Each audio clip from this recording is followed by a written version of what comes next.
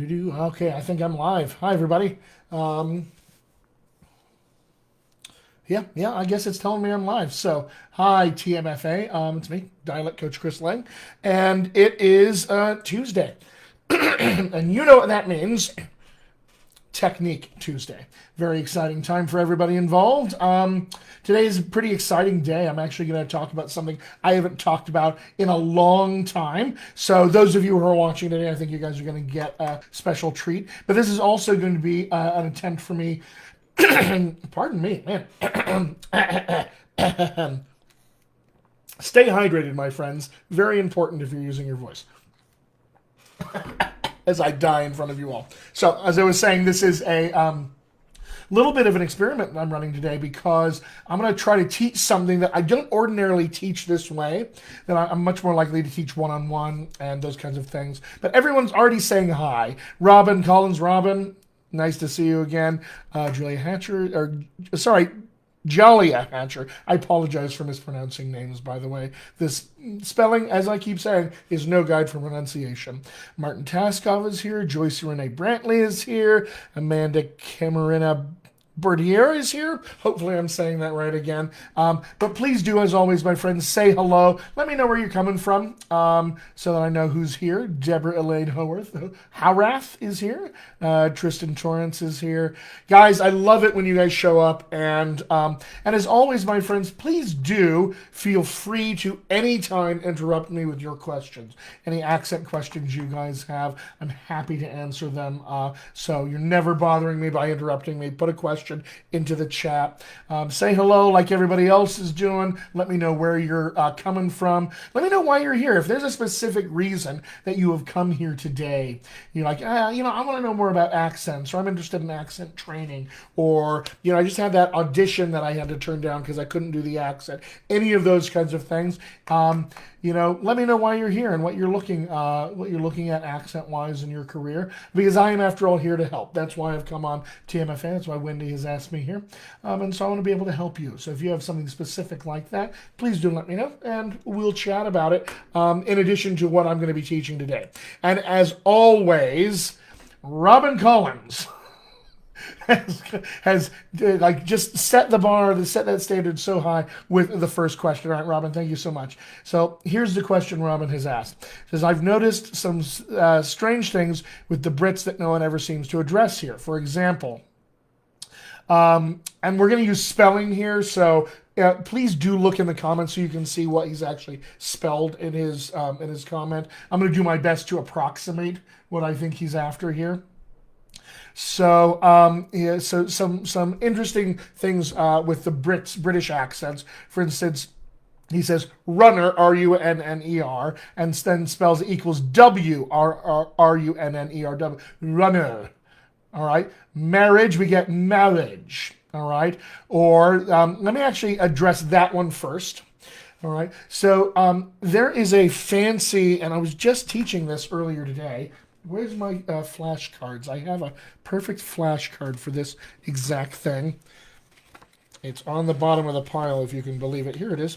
So there's a feature that we call rhoticity. Right? This is a fancy linguistic term. Basically means R-ishness. Those things that we perceive as R sounds. All right? Rhoticity. We can delineate accents into rhotic, meaning they have rhoticity, and non-rhotic, meaning they tend to lack rhoticity. British accents, by and large, not all of them. There are certainly rhotic British accents, but there are a lot of non-rhotic British accents. And so when trying to create R sounds in accents, there's a lot of physical things we do. As an American, I pull my tongue up and back and brace against my teeth to go I round my lips to go All right. A lot of British speakers, you'll see this from time to time. There's a very famous talk show host in the UK called Jonathan Ross, and he has this feature. He's going to use his lips to create this consonant rhoticity. So he'll say, he'll introduce himself by saying, I'm Jonathan Ross. So runner, marriage. All right? It's just another way of expressing that R-ishness. A lot of people will use an alveolar approximant, marriage. right? Runner. Those kinds of things in the British accents. But you can also just as easily use your lips to create that rhoticity. All right. It's interesting. He also, Robin lists here panda versus pander and Brenda versus Brender. All right. So we may be dealing in some cases with dropping the R off the ends of words, as in non-rhotic accents we'd expect to see. Or we may be dealing with an intrusive R to use to link words together. British accents often do this. So they'll say, my brother owns a number of them. They link that way. Or say, I like the idea of it. To, essentially adding that R sound in there to link words. So these are very common, and I wouldn't even call them impediments. I would say these are just multiple pronunciation possibilities that lots of British accents tend to share. I would say that the bilabial rhoticity, as in Jonathan Ross, that's less common, though you do see it kind of a lot. Though I would say that's less common. So, Robin, hope that answered your question. All right, Tristan Torrance asks, can you give some tips for reducing the Spanish accent while talking American English? I certainly can. All right, first things first. We're not in the business of reducing accents. All right, Tristan, thank you for asking this question. I am happy to repeat this every single week. We don't want to reduce your accent. If a casting director, agent manager, whoever says to you, can we lose the accent? Can you lose that accent? They do not mean in real life. Look at my face. They do not mean in real life. What they mean is for this one role or for this audition, right? We actually want to keep your native accent around because it's a marketable skill. It's also a giant part of who you are as a human being. It tells us everything about your past history from day one until today, and it's a part of your identity. If we reduce that, we reduce your identity if we reduce the accent, and then we reduce your art, which we don't want to do. So what we need to do in terms of how do I learn to acquire a more general American accent is actually the question that I hear you asking me when you ask me, how do I reduce this other thing? What you're asking me instead is, how do I acquire an additional accent that doesn't feature my accent? Right? And that's through training, Tristan. You're going to have to study with an accent coach.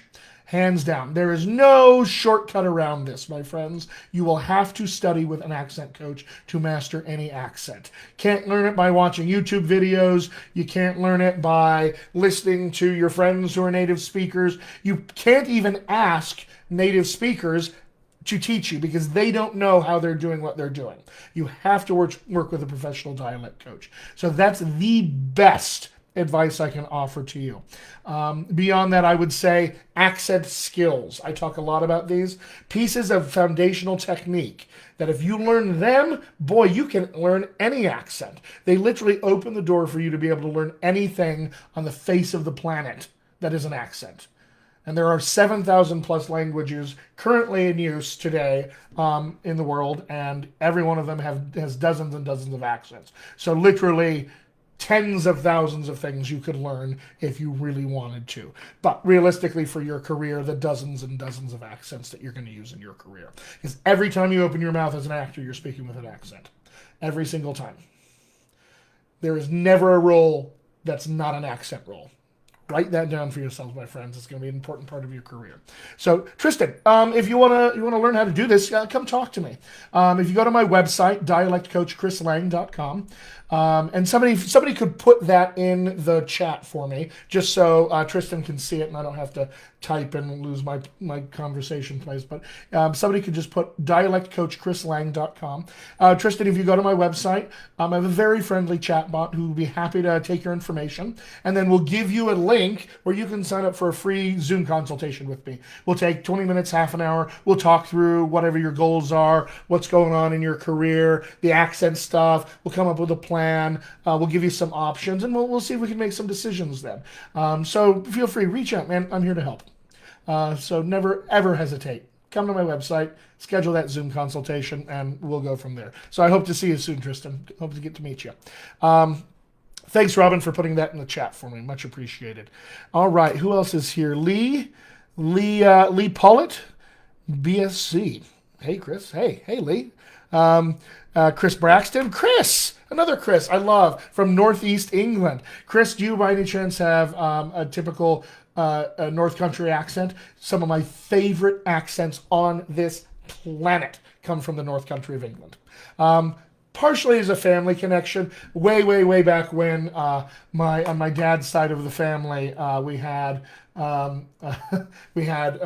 everyone come over from Yorkshire, and then even before then, I in fact have a Mayflower ancestor. William Bradford was the governor of the Mayflower, the Plymouth colony after they landed, and he's an ancestor of mine, as it turns out, from Yorkshire. Of all places. Fantastic. All right, Haley Wagner is here from London. Fantastic. What part of London? I used to live in the North London, kind of around Crouch End, Hornsey Haringey, that kind of area. Loved that place. Loved living there. All right. Let's see here. All right. Janice Marie Singleton says, I want to study with a coach. Who are they here in the city? I'm assuming you're in LA. So there's lots of good accent coaches and colleagues of mine that I could recommend there in Los Angeles. But know this, Janice, the industry standard for accent coaching today is this. We're going to be online. 99% of all my coaching, even on film and television that I'm working on currently, it's almost all online like this, especially during COVID. So, Janice, do not let distance separate you from a coach. All right? They don't have to be in the same city as you, time zones, all that kind of thing. So listen, if you want to find a coach and you're not sure where to look, you can certainly come and talk to me. I'm happy to talk to you. But let's face it, my friends, I don't take for granted that I am the perfect coach for everybody. Just like not every acting coach is going to fit with you, not every accent coach is going to be a perfect fit. If you are interested in chatting with somebody about your accent needs, finding the perfect coach for you, I cannot recommend more highly going to dialectcoaches.com. All right. If somebody could pop that in the chat as well. The woman you're going to talk to is Pamela Vanderway, a trusted colleague, a dear friend of mine, and her whole job is to make sure that the right coach goes with the right actor. So it's essentially a placement service that she does, a concierge service, if you will. She's going to make sure you get with the right coach. So Janice, please come talk to me if you'd like, but otherwise, go ahead and visit dialectcoaches.com and talk to Pamela. She'll be happy to square you away. Make sure to tell her I sent you there. All right. Janice, hope that answered your question. Let's see here. Okay, Devin Dewan is here. Says these sessions have been interesting. I'm glad. I'm so pleased that you found them helpful. This is my first introduction to accent work, and so I found your classes informative. I listened to a most impactful review on Backstage this morning with Andrea Day, where she discussed a lot of the intricate voice work that went into creating her portrayal of Billie Holiday's tone and pace. That's fantastic. See, she's playing a real human being, so we feel this pressure to actually live up to that real human being. And so it takes a lot of extra stuff for us to get there, a lot of detail and a lot of work, months and months of work to do that. But just know this, my friends, that's a unique idiosyncratic dialect. We call that an idiolect. But that's just one level of detail above every other thing you ever do as an actor. You are always using accents when you speak out loud. Always, always, always. So, yeah, you can never, ever, ever have too much preparation with accents, too much time to prep, because we can always add more detail that helps you go deeper to sink into the skin of that character you're playing. It's one of the reasons I love accents.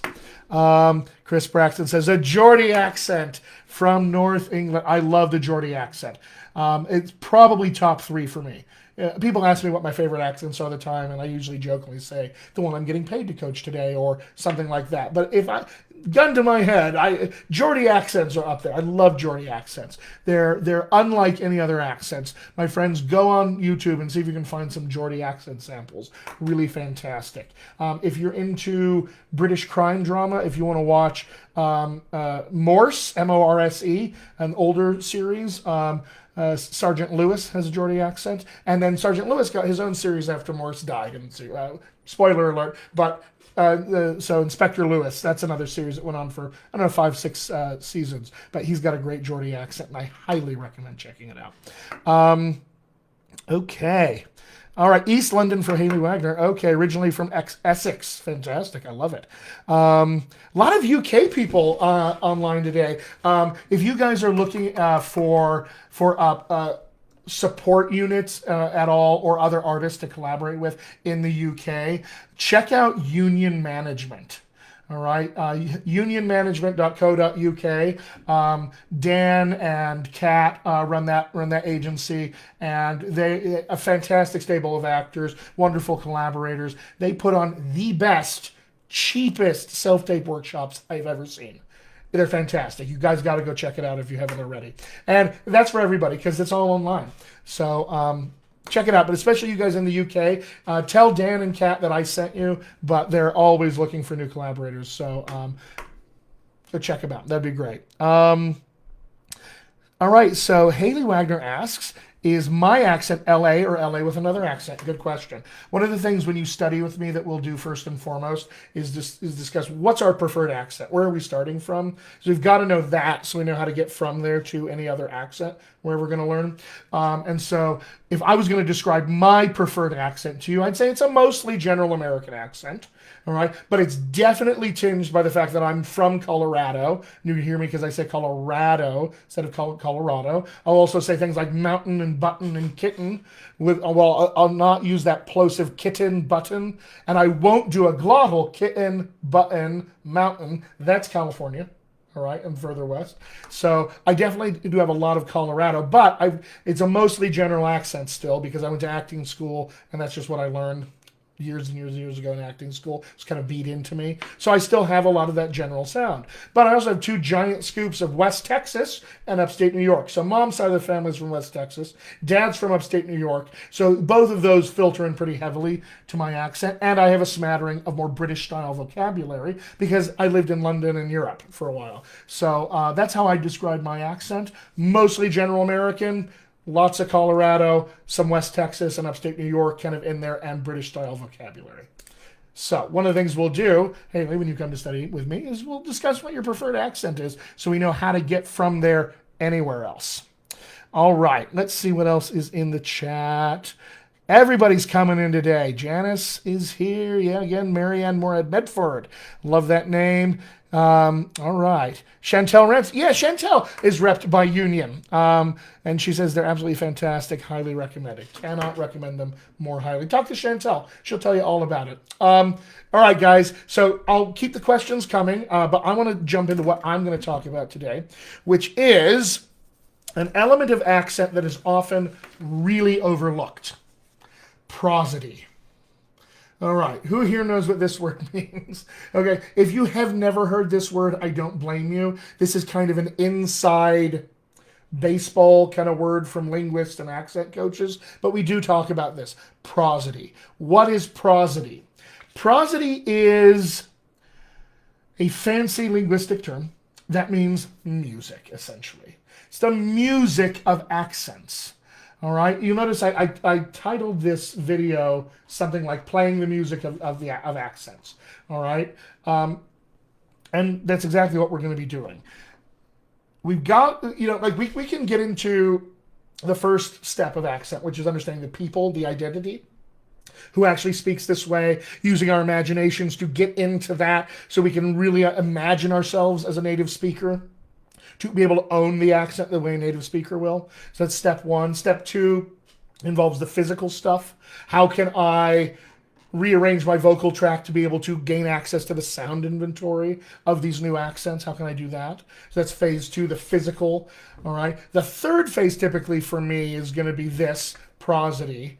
All right. And then the fourth phase, we deal with pronunciation. We start to go through and target, okay, how are these sounds lining up? Because if we've done all the other steps, in the right ways earlier on, by the time we get to pronunciation, we don't have to micromanage the entirety of the English language anymore. Probably dealing with a handful of sounds, maybe 6 sounds, tops. Right? And that's doable for you as an actor to have to remember muscle memory, tweaks, and fine-tunes for that. And you can be an actor at the same time you do that. Whereas if you had to micromanage the dozens and dozens and dozens of sounds that exist in the English language, never mind your version of it, and transition to our target accent, you could only ever do that or be an actor. There's no way you could do both at the same time.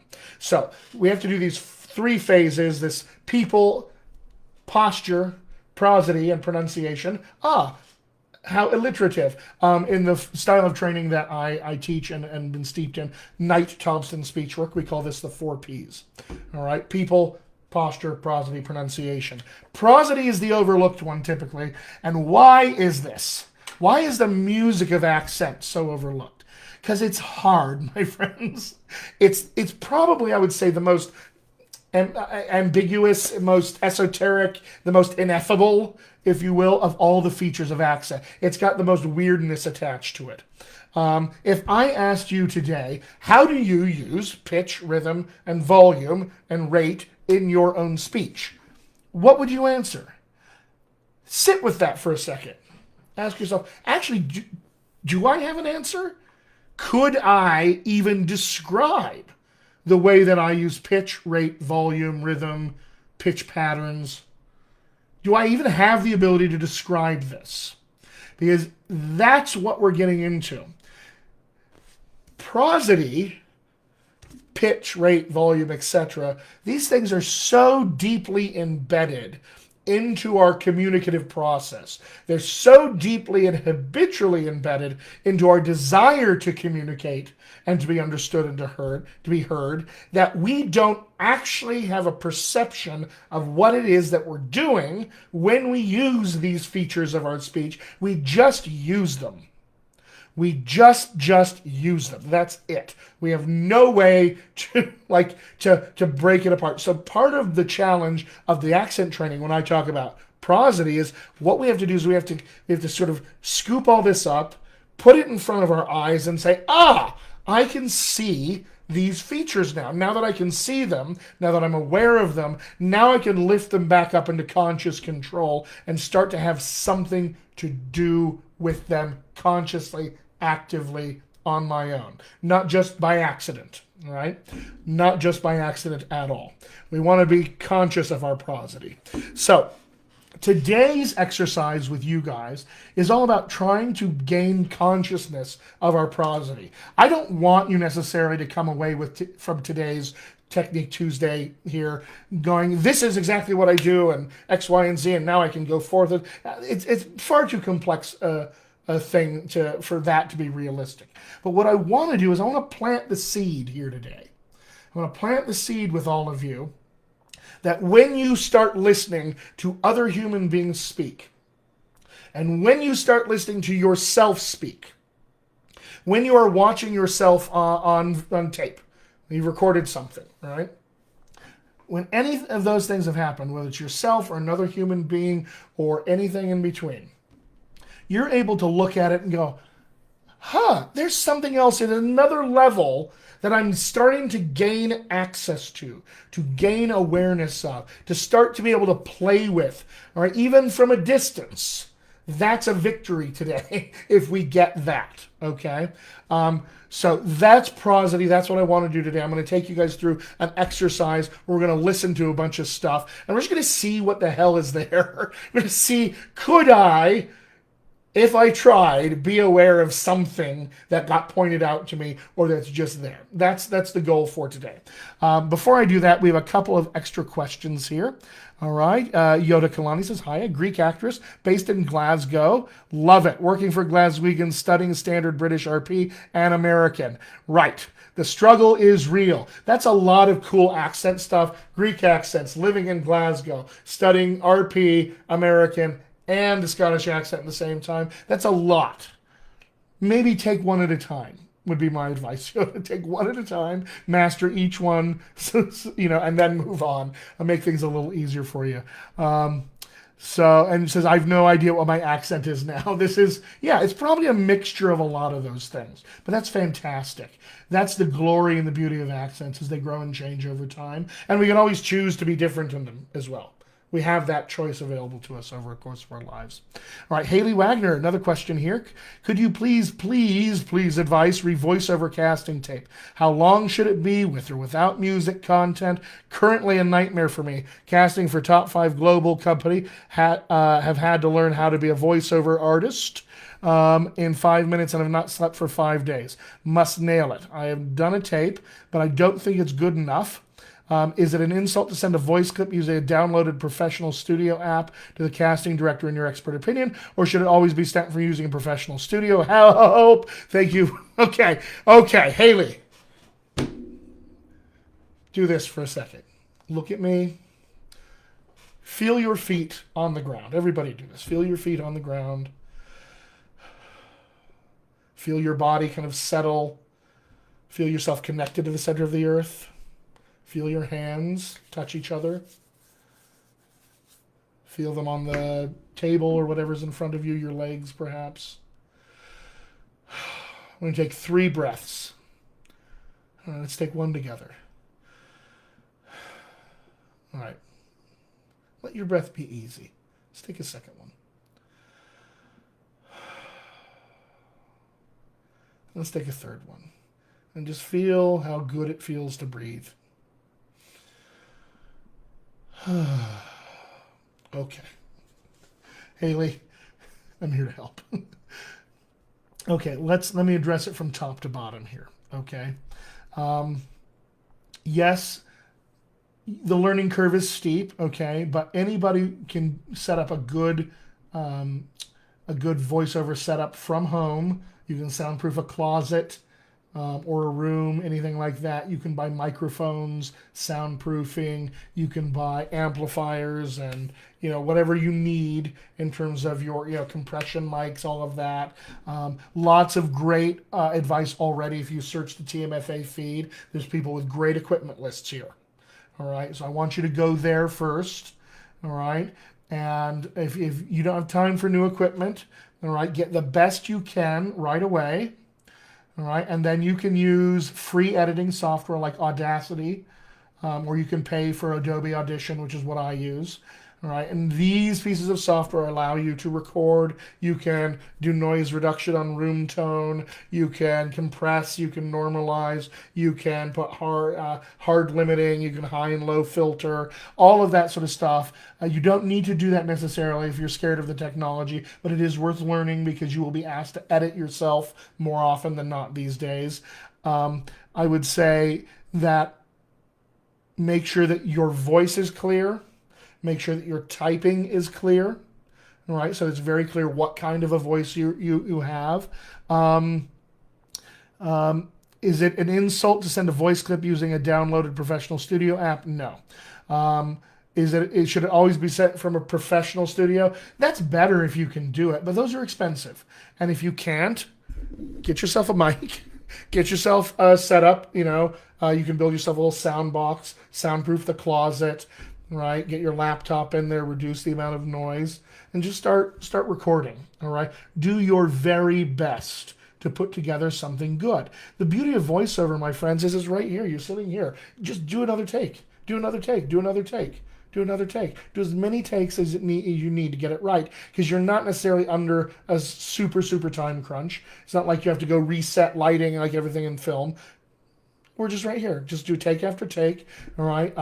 My best advice to you is to mark your takes so you know which ones are good or not. If you screw up, I advise you to snap into the microphone. It's going to create a spike in the waveform in your recorder so you can see where that mistake was. You can edit it out. All sorts of things like that. But just do your best, all right? Nobody will die here. That's not what's at stake here. Nobody will die. If you end up in a position where you send this tape out and casting says, we'd like better quality here, and if they're paying attention to the quality of your recording, maybe we need to work on the voice acting part of it. If they like the voice acting, they say, boy, I wish this was a better quality demo, they'll tell you that. And you know what you do? Just next time, do a better quality demo. Get better equipment. You can do all of this for about $1,000 or less, typically, for a good voiceover at-home setup. So, Haley, Breathe. You got this. This is opportunity. I never want you guys, my friends out there in Actorland on TMFA. I never want you ever to be in a position where you're like so stressed. Everything's happening. What do I do? No. Switch your perspective. Put on those rose-colored glasses and say, opportunity knocks. I shall take advantage of this, even if I don't sleep for 5 days. When you're in it, it's hard to have that perspective. But trust me, folks, this is the best way through. Change that perspective. This is opportunity, and you know what you're going to do? You're going to grab that opportunity. You're going to make the most of it, all right? I'm a big fan of sports, and I'm always like, somebody gets injured on the starting roster, next man up. Take advantage of that opportunity. Does it always work out perfectly? Hell no. No. But you take advantage of the opportunity, and you play your heart out. You leave it all out on the field. No regrets. None. Nobody has ever regretted trying as hard as they can, and maybe it didn't work out. But if it did, now you know the secret sauce. All right, my friends. Let's see here. Corwin Russell says, I've long suspected that mimics of celebrity are successful because they match things like rate and pronunciation, not necessarily the same voice. Pitch. True. All right, but it's a combination of all of those things for sure. Mimicry only gets you so far here. We've got to have a deeper understanding of the detail that goes into it for us to be truly authentic. And that's not just for mimicry, for idiolects, for impressions. This goes for every accent you ever do as well. Okay. Heather says, great tip with the spike and clicking your fingers. I learned that a long time ago when I was recording audiobooks a lot and narrating audiobooks. And I get through this big thing. I go, oh shit, where did I screw up? Where did I do that? And a friend of mine came by my home studio and was just making some noise, and I saw the spike in the waveform. I'm like, that's a great way to know where the heck my mistakes are. I should create a visual cue for that, and it really is super, super useful. If you're ever recording a tape, like let's say a Zoom or something like that, where you have the ability to cut and fade in between scenes, do a visual cue. So when you're editing, if you see yourself doing this, and then when you're ready to go, hands down, because it's not like you have a slate, or if you do, use that. But, that's why we, have the clapper on set, so we can see where the heck stuff starts and stops. We want that for ourselves and our own work. All right, my friends, great questions. Let me get back to prosody. Okay, this is the exercise. I want everybody out there watching to have something to write on and to write with, okay? Something to write on and to write with. Now, I encourage you as well, if you'd like, go ahead and pop everything that I'm asking you to write down into the comments. I want all of this to be aggregated there so everybody can I want this to be a free-for-all, all right? There are no rules here. I'm just going to be asking us to listen for certain things. So, what are we listening to? Primarily, in prosody, we're going to be listening to pitch, rate, and volume. These are the big three. Pitch, rate, and volume. Let's start with pitch first, all right? What are we listening to here? We're essentially going to be interested in what is the pitch of a voice able to do? How much of their pitch range do they use? Do they use all of it? Do they use a portion of it? If so, what portion of that pitch range do we hear a person using? Are there patterns that we hear in pitch rate? Do we hear anything, do we hear this rising, falling, or falling, rising, or sustaining, or those are words I use to describe it because linguistically that's tied into my brain, but whatever words you want to use. If there's any patterns there that you can detect in terms of pitch. Is the movement, however much of the pitch range a person is using, is the movement in there frenetic? Is it slow? Is it connected? Is it jointed or disjointed? Is it regular, maybe is a way to describe it? Or is it irregular, right? All sorts of things we can see in terms of pitch. So just keep that in mind. Rate. Is it fast? Is it slow? Is it jointed or disjointed? Is stuff smushed together or really separated? Again, I'll use those words. Is it regular or irregular? Those kinds of ideas. How is syllable stress handled? Because that's part of rate in my mind. How are we dealing with syllabic stress? There's another fancy linguistic term, isochrony. Okay? Impress your friends at parties with these terms. Isochrony. Isochrony is the division of time in syllables in language. English is what we call a stress-timed language in terms of its isochrony, meaning that the division of time in between stress syllables, relatively the same length. All right? So if I, for instance, had this phrase where I said it's delicious tea, tea, and I have a shus right in the middle, delicious tea. All right? Those are my two stress syllables, and I have a shus in there. But if my phrase was tolerable tea, now instead of just delicious tea and having that shus in there, I have tolerable tea. Ta and T now become my stress syllables. Tolerable tea, delicious tea. But the distance between those stress syllables is actually just about the same, isn't it? So this is what we call a stress-timed language. This fits into rate. We're only going to be listening to English today. Okay, so we're going to be listening for stress timing. But the other versions of that are syllable-timed languages like Italian and Spanish and French. All right, or we get what's called a mora-timed language like Korean or Japanese. All right, so there's three different essentially camps we can live in there. Don't get bogged down in this mire yet. That's a swamp that we get lost in together when I coach you. All right? You need a guide in this swamp. I don't want to set you free there yet. But just know it deals with rate and syllabic stress and time division in language. So what do you hear in terms of fast, slow, jointed, disjointed, regular, irregular, those kinds of things? All right? And last, volume. Think of volume much in the same way that you did for pitch. Volume we're going to be dealing with, okay, what's a person's big volume use? Do they use all of their volume, the highs and the lows? Do they just stick in the middle or in a portion of their volume? When they're using their volume, do they move a ton or not at all? And if they move, what kind of movement is it? Is it fast, slow, frenetic, disjointed, jointed, regular, irregular, all of those things? And you might notice, my friends, in terms of pitch, rate, and volume, that not everybody uses all three of these equally. I know for myself, as an American English speaker, I tend to use rate and volume primarily in my accent for emphasis. When I want to emphasize something, my friends, you're going to hear me get loud and you're going to hear me lengthen words. Sound familiar? Pitch tends to be a tertiary concern for all of this. Now, it's not that I don't use my pitch, but it's not like, like I've got my driver and my putter.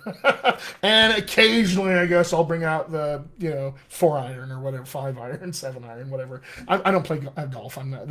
That's my attempt at a golf metaphor, everyone. You saw it here first. So just know that we're not going to use all three of these regularly. We're probably going to pick a couple and use one of them as kind of primary, the second one to help that, and the third one is kind of just like an afterthought that we'll use, but usually only in extreme situations, typically. Okay. Hopefully, none of that was confusing. Okay? Prosody is not the easiest thing to understand. So, here's what we're going to do. We're going to listen to some music. Now, why are we going to listen to some music together? The biggest reason we want to listen to music, my friends, is because everything we've talked about, pitch, rate, volume, time division, all of that, these are all musical terms. We can talk about music this same way.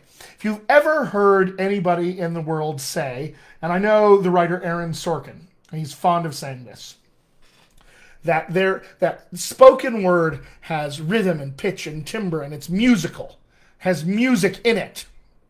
Right? It all has music in it. I said, that's just great, yes. And I agree with that up until a point. But here's my counterpoint to that. Human speech does not have music in it. Human speech is music. Human speech is music. Pay attention to that. Human speech is music. So, this instrument, this vocal instrument we get, has the ability of creating music just like every other musical instrument you will ever pick up. The primary forces that create sound and govern its shaping and its obstruction and its ultimate creation out in the world are the same as every other musical instrument. So there's not music in human speech. Human speech itself is music. Angelica, or Jellic, I hope I'm saying that right, Angelica Gomez, says, I guess my degree in music school will really help me. Yes, absolutely. And you've sung in different languages with IPA, correct so-called pronunciation and accents. Absolutely, that can be very, very helpful for you. And adds to that by saying, I was told my native tongue, Tagalog, or Filipino, is very melodic when they listen to our language or the way we talk. Yeah, just know that everybody who describes your language in terms of music is going to be coming from their perspective. So if your language has more like diverse pitch patterns or a bigger pitch range, people are going to say, oh, it's more melodic, or it's sing-songy, or lots of other things like that. We're always biased from our own perspectives. So here's what I'm going to do, my friends, and this is the great experiment. We're going to see if this actually works. Okay, we're going to see if this actually works. I'm going to play some songs for you. We're going to listen to maybe 30 seconds or a minute of a couple of songs, all right? And I want you to stick in the comments, what is it you're hearing in terms of pitch, rate, and volume music-wise, all right? Let's listen to, I'm going to start with a song everybody these days is likely to know and be very excited to hear. If you guys have any trouble hearing this, we'll just play it by ear, but let me know in the comments if that's the case. Hopefully you'll be able to hear through this lovely microphone that I have. All right, here we go, my friends.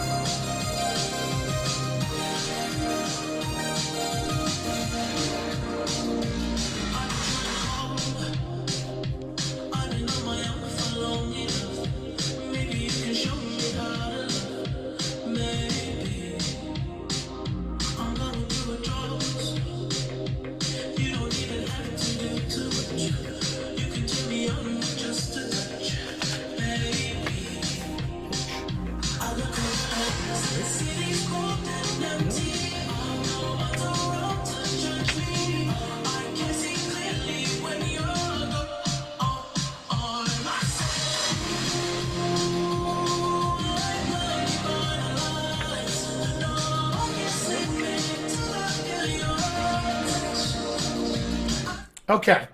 Hopefully everyone could hear that. Again, pop it in the comments if you could. But let me know what you heard there. What were we listening to pitch rate and volume wise? What's going on there? Right. So I love this. Corwin says about 60 beats per minute. Yeah, maybe something like that. Like there's ways in music to quantify how quickly stuff is happening. So maybe there's an overall rate that we're listening to. Maybe that exists. Maybe there's an overall, like we could talk key signatures. What kind of pitch patterns potentially in key signatures are we dealing with, right? Those kinds of things. So keep listening. I'm going to play another song here. Put your thoughts into the comments here. We're going to listen to another song in maybe a slightly different way. Here we go.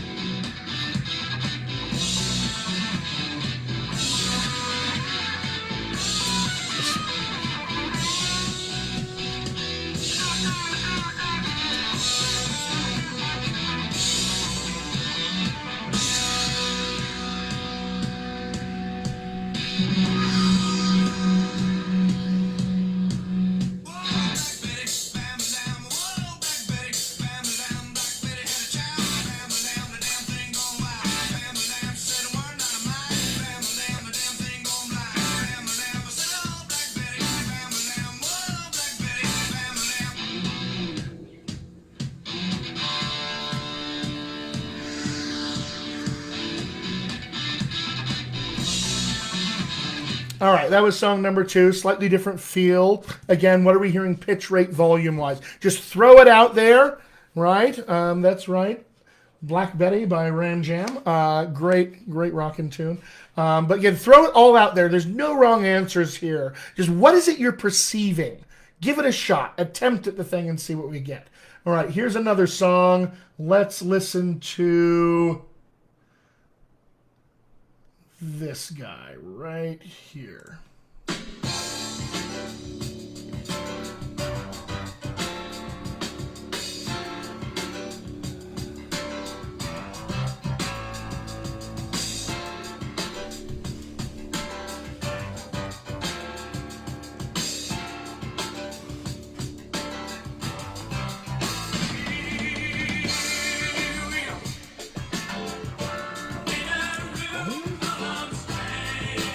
Pitch. What's going on? Regular.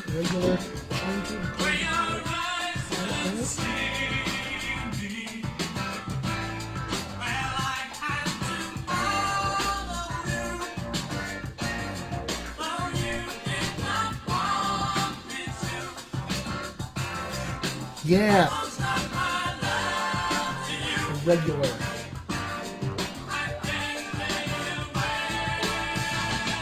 All right, that's another song. Nights on Broadway by the Bee Gees. Love that one. All right. But what are you hearing? Maybe you can even compare the songs to each other. Well, here I heard them do this, and this artist used their pitch this way. Points of comparison. I love this. Fast, medium, slow, irregular time signatures. Throw it all out there. There's no wrong answer here, right? We just want to weigh in to listening to this. Groove. What's groove? How do we describe that? As a drummer, I play drums. We always talk about being in the pocket, which is like where you're sitting right in that groove.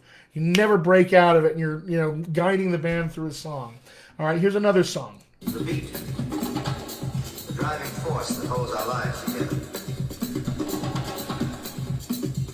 Without rhythm, your heart wouldn't beat. Without direction, without moods, without shapes.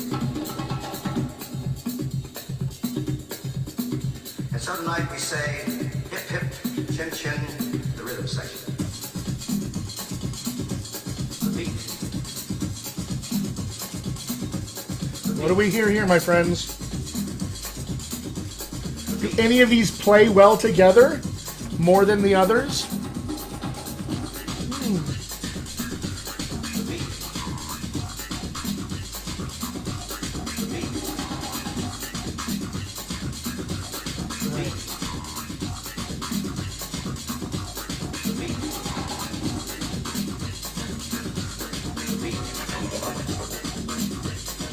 Yeah, interesting. I'm loving these comments, my friends. All right, so that's a pretty cool song. Kind of different, right? All right, how is it different? What are you hearing there? All right, play a couple more here. All right, this is a great tune. All right, here we go.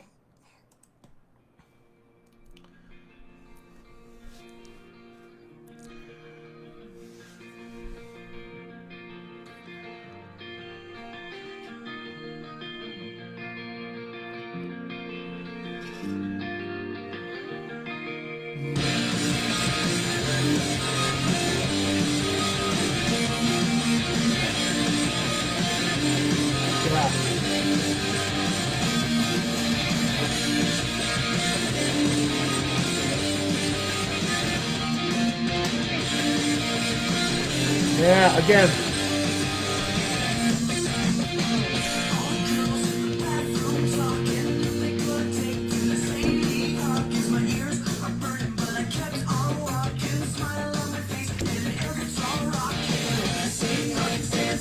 Right.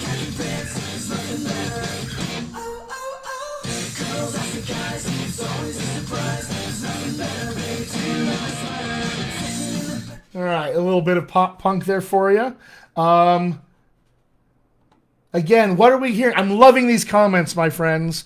We're exchanging fours. The voice could be instrumental, and it could work maybe in the last song. Big jumps in volume. There's something monotone. Beat is fast, pitch is low, volume is medium. That's interesting. Medium compared to what? Interesting, right?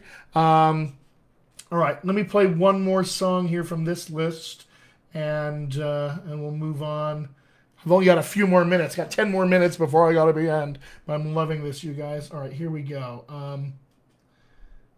Where did that song go? Oh, here it is. All right. Bear with me. I'm playing DJ for the first time. This is a lot of fun to me. All right, here's another one. Here's an interesting song.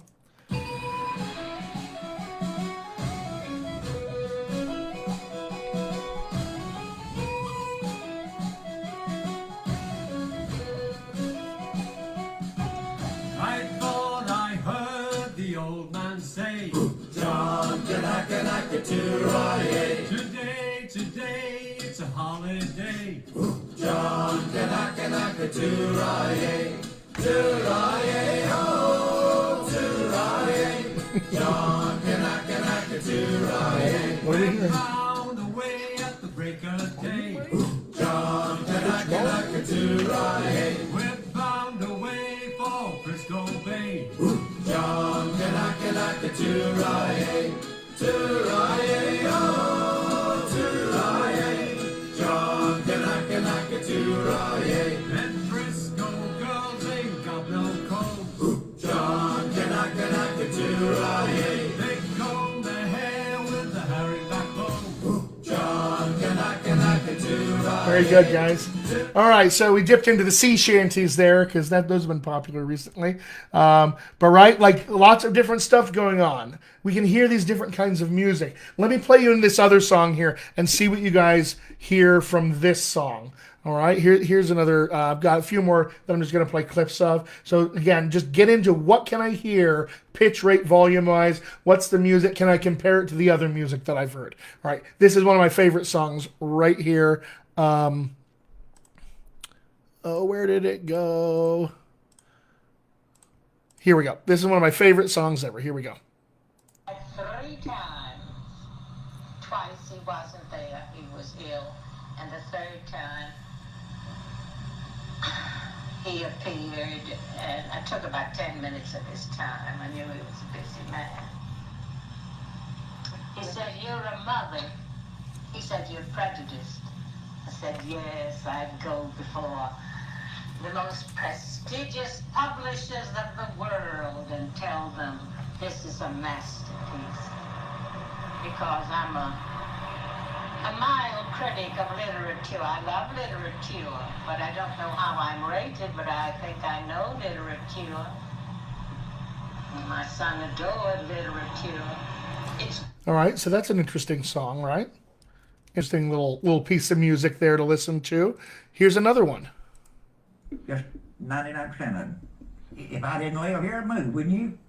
Where do you want to go on vacation? If I was going to go on a vacation, I'd just stay right on you. Woman mine did it all the time, anyhow.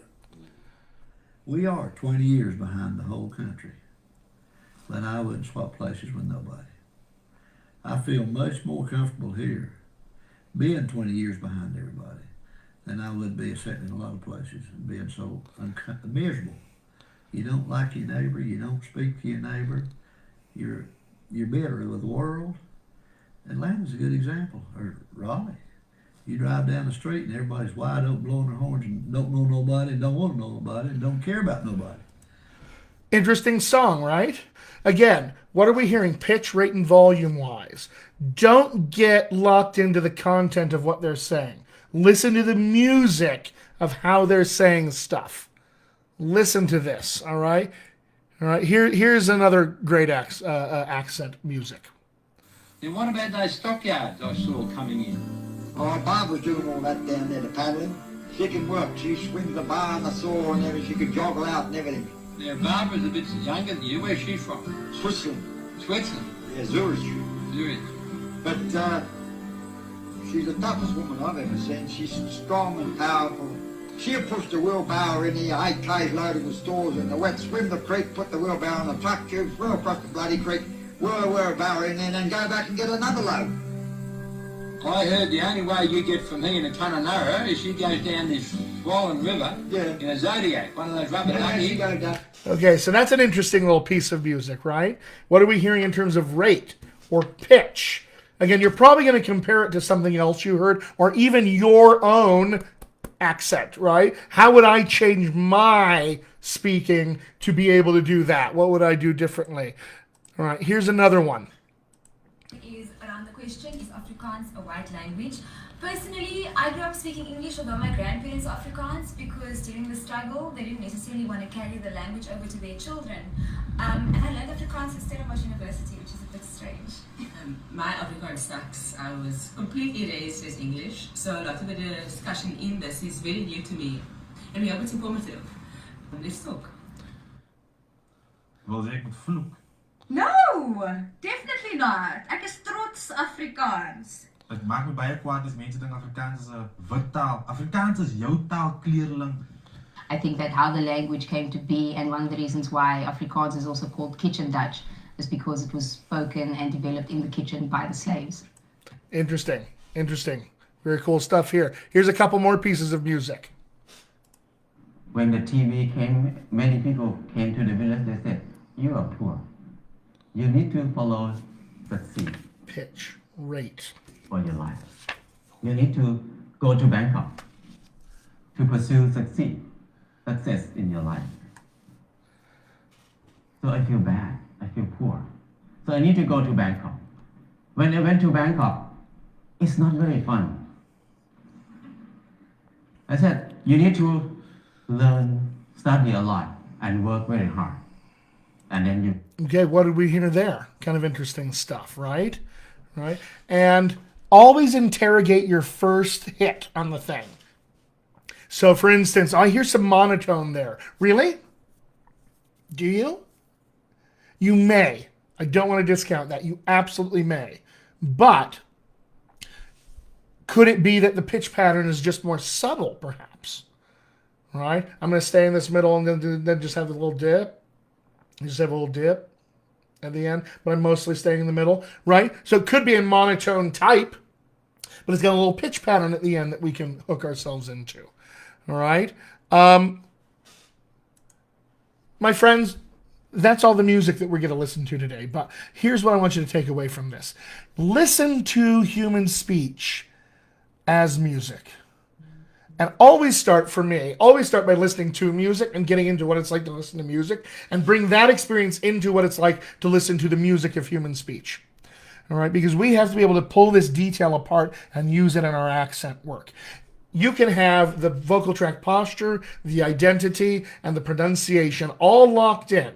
But if you are walking around, for instance, doing a general American accent with the prosody patterns of, a Londoner, or somebody, with a Geordie accent, using Geordie prosody patterns with American vocal tract posture and pronunciation, it's going to sound American-ish, but it's not going to sound locked in. It's not going to, people are going to go, there's something just a little off there. And they're not going to know what to tell you about it. They're not going to know how to describe what they feel is off. There's just going to be something off. So, my friends, prosody is one of the levels of accent that if we don't have it, we're not going to feel authentic. And if we do have it, it's going to be that secret sauce into the accent that makes everyone go, ooh, this one feels native, real, deep, textured, nuanced. Something special is going on here. And if you want to hear actors using prosody to really, really good effect, look at the best accent actors. Look at, particularly, watch The Iron Lady with Meryl Streep. She's doing an idiolect of Margaret Thatcher. All right, so she's doing Margaret Thatcher. But the way she uses pitch patterns is so unique to Margaret Thatcher and RP that it's very different than the way she speaks. And then watch Meryl Streep in Out of Africa, where she's doing a Danish accent. Right? Listen to those two accents side by side, and you'll find very, very different pitch patterns. Rhythm patterns are extremely different. The isochrony is division of time is very, very different. So please do check out all of that. See it in real life, and you'll go, oh my God, once you see it, the good news is, my friends, once you see it, you can't unsee it. You can't unhear it. It's there, and you'll be noticing it for the rest of your life. So go and do that. Hope you got a lot out of this. This is a fun lesson for me to teach. I love this one in particular. Because as a musician, I get the music part of accents. And those of you who are musicians, lean into that in your accent work. I'm developing a workshop right now with my friend and colleague Jack Wallace, Accent Coach Jack. If you want to find him online, accentcoachjack.com. And he and I were creating a course together. It's going to be online. That's going to be accents for musicians. How do we lean into your musical skills that you already have and turn those into accent skills? So we're crafting this course currently. Hopefully it'll be out in about a month or so, but it'll be a course that you guys can take. And until then, my friends, if you have any questions, please do reach out through my website, dialectcoachchrislang.com. Schedule a free Zoom consultation by talking, to my chatbot. And any accent stuff that comes across your desk, please make me your very first phone call. I am here to help, after all. Sign up for my Accent Skills Workshop. Right now, I've got a deal going on. You can get 20% off if you go and sign up for the Skills Workshop and use the coupon code WINNERS. You guys can get in for 20% off on that. You guys will get an automatic 25% discount on my Office Hours 6-pack to go along with that workshop. Now is the time, my friends. You saw me post earlier this week. Hopefully you saw my post where I said I just got done coaching a major television franchise. I signed NDAs, so I can't tell you what it was, but I was coaching on it. And there's two things that are important about this. You, my friends, are in the midst of an industry that is bouncing back. It's gone. It's going. It's not going to wait for you. And number two, you have to be flexible with accents on short notice. The actors that I were working with, we had a little more than a week initially, and then a little less than a week once everything got sorted, to do a pretty big accent shift. And then we had to be flexible with that over time. And meanwhile, the actors and fittings and recordings and this and that and going everywhere. So you don't want the time where, your accents aren't ready to be then. You need to be ready for accents before that happens. So please do yourself a favor. Stick in some accent training. It's not superfluous to your actor training.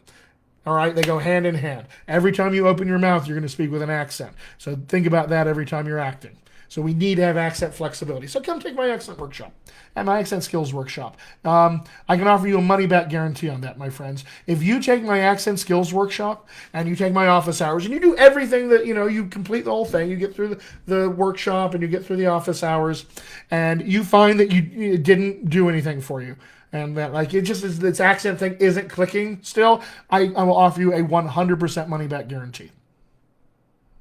I'll give you your money back. Yeah. No questions asked. Yeah. If it didn't work for you, I'll give you your money back. So please come and take advantage today. You can find those links on my website, which I've already said, dialectcoachchrislang.com. All right. Janice says, I want to study with you. Janice, come. Schedule that Zoom consultation and let's get you set up. All right. Marianne says, just signed up. Should have done it last week. Just had 2 auditions requiring 2 different accents. Let's face it, guys, accent auditions are everywhere, all right? Haley, you're very, very welcome. I'm glad you got so much out of this. You're welcome for being human. We got to be human with each other, my friends. Stay human, breathe, be an artist. We're all in this one together. All right, guys, that's an hour and more of me talking. I will be back next Tuesday. And we'll be talking more accents. I'll post specifically what I'm going to cover as we get closer to that. But if there's anything you want me to cover, please do post that on a TMFA question on the TMFA main feed. Hashtag TMFA question, hashtag accents, and tag me in that post. And I will be sure to cover it. All right, much love to all of you out there on TMFA. Come join my Accent Skills Workshop. Come sign up for a free consultation. Let's make it happen. All right, everybody, stay healthy.